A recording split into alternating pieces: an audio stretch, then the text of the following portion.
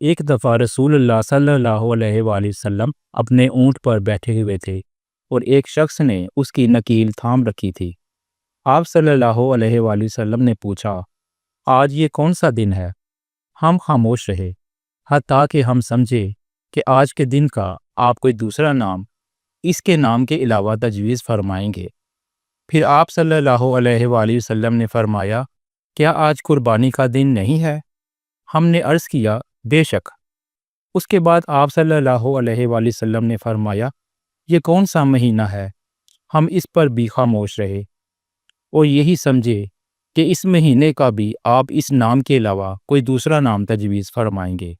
پھر آپ صلی اللہ علیہ وآلہ وسلم نے فرمایا، کیا یہ ذو الحج کا مہینہ نہیں ہے؟ ہم نے عرض کیا، بے شک۔ آپ صلی اللہ علیہ وآلہ وسلم نے فرمایا، تو یقیناً تمہاری جانیں اور تمہارے مال اور تمہاری آبرو تمہارے درمیان اسی طرح حرام ہیں جس طرح آج کے دن کی حرمت تمہارے اس مہینے اور اس شہر میں ہے۔ پس جو شخص حاضر ہے اسے چاہیے کہ غائب کو یہ بات پہنچا دے، کیونکہ ایسا ممکن ہے کہ جو شخص یہاں موجود ہے وہ ایسے شخص کو یہ خبر پہنچائے جو اس سے زیادہ حدیث کا یاد رکھنے والا ہو۔ صحیح بخاری حدیث نمبر 67۔